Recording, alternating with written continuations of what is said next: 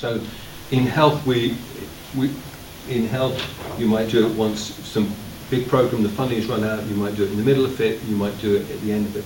But we're also looking at meta evaluations where we take a whole lot of our learning, a whole lot of evaluations, and systematically try and understand what that tells us and boil it down to where are we good, where do we need to improve, and where are we innovative.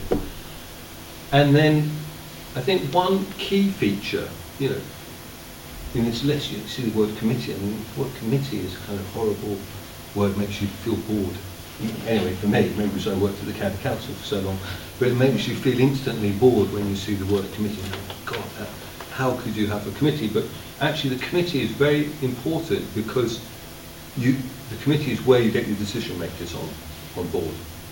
So in the past, as I said, often the programme managers would commission it, because they were ad hoc, or the technical specialists would commission it. Now, the Evaluation Advisory Committee commissions the overall specification of what's happening, of what evaluations we're going to do. And that means you start, and the most senior person on the committee is the Director of Programmes. So you've got the Director of Programmes, you've got the Head of Impact, Monitoring and Evaluation, and you have every single regional director, 5 regional directors sitting on it. And they are the people who make change in the organisation. They run the programmes, they influence the investment. So that, although it sounds dull, I think that is one of the most critical features in it. What we've done, so if you go back, ad hoc approach required by donors. Now we've actually got 3 long-term studies that we're doing. You don't need to read anything on the right-hand side, thank goodness.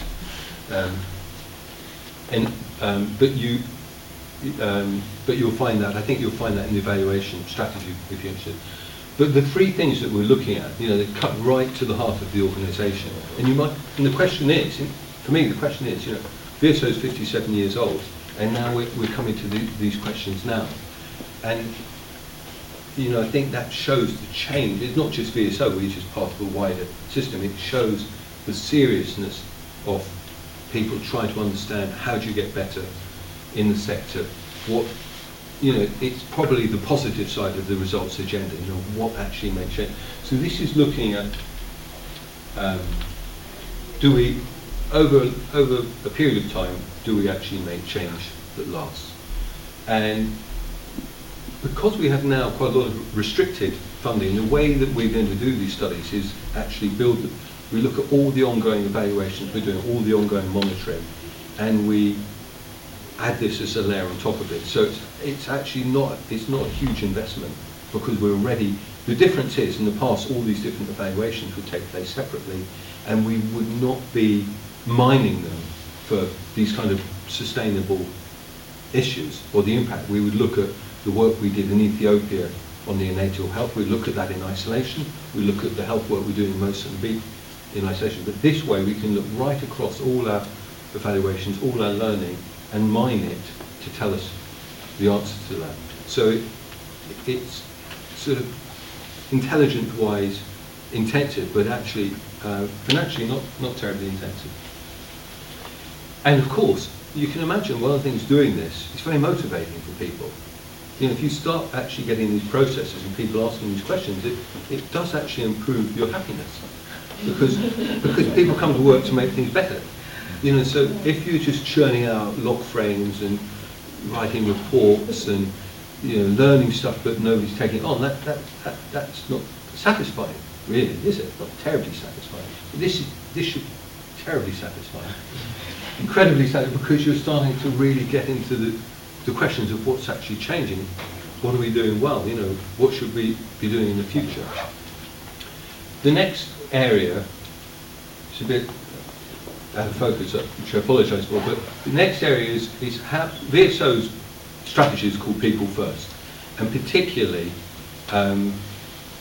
it is around reaching the groups of people, the hardest groups that we possibly can. So, one of the big things, again, in development, one of the perhaps negative sides of the results agenda is that to get large results, people reach easier groups of people. So if you work in livelihoods, you can work to increase people's income. But you work with people who already have an income. That's much easier.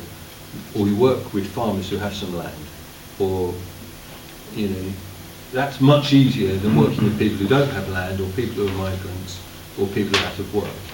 So this is a way of us to actually challenge ourselves and test that, are we really pushing ourselves to reach those most difficult groups? That's what the SDGs say, leave no one behind. So that is our attempt to deal with that. But hopefully, again, as we find examples where we do that, that will inspire us to replicate that, to scale that up.